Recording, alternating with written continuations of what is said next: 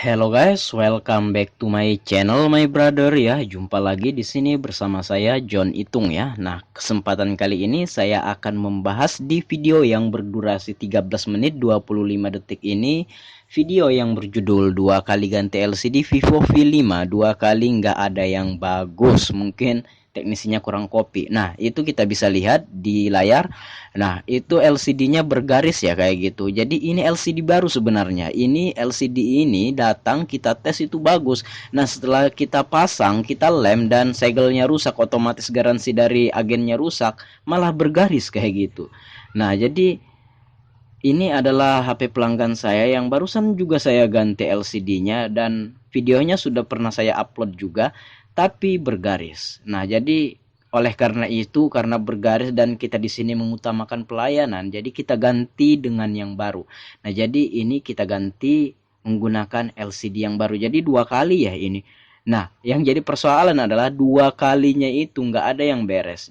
Jadi yang pertama adalah kita ganti itu LCD-nya bergaris. Nah, yang kedua, nanti silahkan tonton video ini sampai habis. Nanti teman-teman bakalan tahu apa yang terjadi selanjutnya. Hahaha. Nah, jadi kita bongkar dulu ya. Ini kita buka dulu. Nah, kita buka dulu semua baut-bautnya ya. Saya percepat video ini untuk mempersingkat durasi kita dan mudah-mudahan bisa dimengerti ya. Di sini walaupun dipercepat. Oke, kita buka dulu semua baut-baut yang menempel di papan PCB-nya. Kita akan buka LCD-nya. Nah, di sini udah terlanjur saya lem menggunakan lem E8000 yang bening, itu sangat kuat sekali, bahkan saya kesusahan dalam membuka touchscreen dan LCD-nya ini ya, bahkan pecah. Nah, dikarenakan juga LCD-nya ini begitu dibuka langsung kita buang, nggak kita pergunakan lagi. Jadi nggak masalah, kita kerjakan dengan cepat dan agak sedikit kasar ya, kayak gitu ya. Nah, jadi dalam servis HP itu kadang-kadang terjadi persoalan kayak gini. Tujuannya adalah yang pertama melatih mental kita, kemudian dengan adanya kejadian ini, kita bisa menentukan tarif penggantian harga LCD. Nah, ini saja dua kali kita ganti ya. Nah, jadi bagaimana caranya kita nggak rugi? Walaupun kita nggak untung, minimal kita nggak rugi. Jadi jangan terlalu murah dalam menetapkan harga servis karena akan terjadi hal-hal yang kayak gini di luar dugaan kita, dan kalau kita terlalu murah mengasih harga servis ya otomatis kita nomboki, udah capek kita nomboki pula. Nah, di sini kita buka dulu, saya panasi menggunakan blower, bahkan di sini sangat kuat sekali lem E8000, dan di sini saya menggunakan thinner untuk membantu pencairan lemnya, untuk melelehkan dan membantu membuka lemnya ya. Nah, jadi itu adalah lem E8000 yang saya gunakan. Jadi ini kita buka dulu ya. Oke, iya. Nah, jadi kalau terjadi kayak gini ya, kita nggak usah panik, nggak usah khawatir. Kita slow saja. Jadi kan ini pembelajaran. Nah, di kejadian ini walaupun ini saya tetap masih untung ya, walaupun sudah tipis banget. Jadi ganti LCD Vivo V5 ini kalau di daerah saya ini saya minta 550. Bahkan bukan saya saja ya, semua yang ada di kota saya tinggal di Berau, Kalimantan Timur ya. Nah, sementara harga LCD-nya ini di Tokopedia atau di marketplace sana harganya cuma 125. Jadi katakan saja dua kali kita ganti itu 250 ya. Plus ongkir, anggaplah asumsikan saja karena saya langsung banyak ya memesannya, nggak ini saja ya, jadi asumsikan saja ongkirnya kedua itu 50.000, berarti modalnya 300. Nah, jadi kita minta kepada pelanggan 550, bahkan dengan dua kali kita ganti LCD ini kita masih untung sebesar 250.000 rupiah. Jadi kayak gitu ya teman-teman.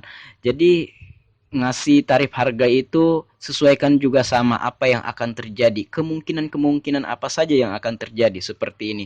Jangan mentok-mentok ya ngasih harga servis, dikhawatirkan teman-teman sudah capek malah nombok ya. Nah, jadi seandainya saya minta tarifnya ini 300.000, ya udah saya nggak ada untung sama sekali, berarti cuma capek saja yang saya alami ya. Nah, ini sudah saya bongkar kayak gitu. Nah, jadi dengan adanya kejadian ini kita bisa belajar dan bisa lebih bijak lagi dalam menentukan tarif harga servisan. bisa dijadikan pembelajaran. Jadi ini bukan musibah, tidak ada musibah dalam pengerjaan ini semua proses pembelajaran bagi kita semua supaya kita bisa lebih belajar lagi untuk yang pertama menentukan harga servis HP, kemudian ini juga latihan mental buat kita ya. Kapan lagi kita belajar kayak gini? Ini pelajaran langsung dari kehidupan, cie. Terlalu tinggi kata-katanya ya.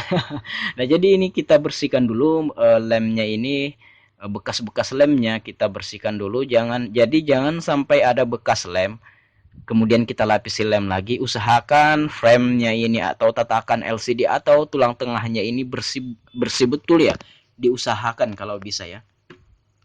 Ya, ini adalah proses pengelupasan bekas lemnya. Bahkan di sini sangat susah sekali mengelupasnya karena lemnya ini lumayan loh. Jadi padahal saya mengoleskannya bagian samping-sampingnya saja dan ternyata lemnya ini super kuat ya kayak gitu. Oke. Nah, jadi ini adalah LCD yang baru. Kita ini lagi apa namanya? Kita itu isolasi kertas supaya nggak kemana-mana, itu nggak melebar, nggak terbuka kabel fleksibelnya. Dan sekarang kita pasang dulu ya, kita tes dulu LCD yang baru ini. Siapa tahu LCD yang baru ini mengalami gangguan, jadi kita nggak kerja dua kali ya. Saya kayak gitu, jadi sebelum saya lem kita tes dulu. Nah, kemarin itu dites kayak gini, dia bagus, pas dipasang dan lem malah bergaris. Nah, itulah nasib baik. Nah, jadi ini adalah proses percobaan LCD yang barunya dan kita akan tes, kita akan lihat, kita akan cek kayak gitu. Nah, untuk LCD bagus ya, nggak ada cacat atau apapun, nggak ada garis-garisnya, dan mudah-mudahan ini nggak ada garisnya lagi. Nah, itu udah garisnya nggak kelihatan. Coba kita tes kameranya. Nah, itu kan tadi sebelum di awal-awal video kan ada kan garisnya. Nah, sekarang udah nggak ada. Ini lulus cek, mari kita pasang dan kita akan lihat apa yang akan terjadi selanjutnya setelah ini ya. Jadi dua kali ini mengalami kegagalan. Ya, kita bongkar dulu, kita amankan dulu kabel fleksibelnya menggunakan isolasi kertas ya, kayak gitu. Nah, jadi ketika segel itu dilepas, ketika LCD itu dilem, jadi otomatis garansi dari agen spare part-nya udah hilang ya. Jadi otomatis kita nggak bisa komplain lagi. Baiklah, kita pasang dulu ya LCD-nya, kita lepas segelnya. Jadi LCD-nya ini satu set ya sama touchscreen-nya. Kita kasih lem dulu untuk melengketkan LCD-nya pelan-pelan. Ya, walaupun videonya saya cepatin, jadi sebenarnya ini sangat lambat sekali pengerjaannya dikarenakan durasi yang saya pertimbangkan untuk membuat video ini ya terpaksa lah saya percepat ya. Saya harap teman-teman bisa mengerti di video ini ya, bisa dicerna dengan baik ya. Nah, jadi udah saya lem semuanya, saya itu bagian samping-sampingnya aja, yang di tengahnya enggak saya kasih double tip. Nah, by the way, itu tombol home-nya atau fingerprint-nya itu memang putus ya dari sananya. Jadi pelanggan saya, jadi saya enggak ketemu di agen spare part tombol home-nya itu. Jadi kata pelanggan saya biar aja, katanya tombol home-nya itu bisa dikasih aplikasi ya. Jadi tombol home-nya itu dari pelanggan saya emang copot kabel fleksibelnya. Baiklah, nah ini sudah saya lem, sudah saya kasih isolasi kertas untuk merapatkannya, dan ini saya akan tunggu selama 12 jam atau satu malam. Kenapa lama banget bang? Sebenarnya cuma 1 jam aja udah bisa ya, karena saya sibuk dan kerjaan banyak dan saya ingin memaksimalkan lemnya kering dengan baik. Jadi saya akan tunggu satu malam. Jadi ini adalah sore hari dan besok pagi ketika saya buka lagi saya akan pasang semua PCB-nya dan kita akan lihat apa yang akan terjadi bro ya, kayak gitu. Nah, udah ya, udah semua ya, kita tunggu selama satu malam. Nah, ini sudah pagi, walaupun saya menyalakan lampu, itu adalah lampu meja saya, lampu servis. Nah, ini sudah saya tunggu selama 12 jam dan semuanya akan kita pasang dan lihatlah apa yang akan terjadi. Teman-teman akan terkejut. Teman-teman akan terkejut ya. Nah, jadi servis HP itu kayak gitu ya. Memang harus ada kayak gini supaya kita itu lebih semangat lagi ya. Jadi jangan datar-datar saja ya, sekali-kali lah terjadi kayak gini kan supaya kita nggak bosan gitu-gitu aja ya. Nah, jadi kita lepas dulu isolasi kertasnya, semuanya kita lepas. dan kita akan pasang mesin PCB-nya ya. Jadi hati-hati ya dalam membuka isolasi kertas itu, walaupun saya kelihatannya agak kasar, sebenarnya itu pelan-pelan loh karena saya percepat aja video ini ya. Nah, semua kita lepas dulu dan lihatlah apa yang akan terjadi. Kita pasang papan PCB-nya dan kita akan lihat, jadi ini adalah penggantian yang kedua kalinya. Dan kita lihat, kita senasa di sana saya sudah pasang baut-bautnya. Kita akan lihat. Ya. Ya, proses pemasangan. Hati-hati pasang kabel fleksibelnya. Nah, di sini kita lihat saya menekan kabel fleksibel touchscreen-nya. Touchscreen-nya itu bagian atas dan sangat susah sekali. Kemudian saya tekan. Nah, biasanya kemarin nggak terjadi kayak gini ya.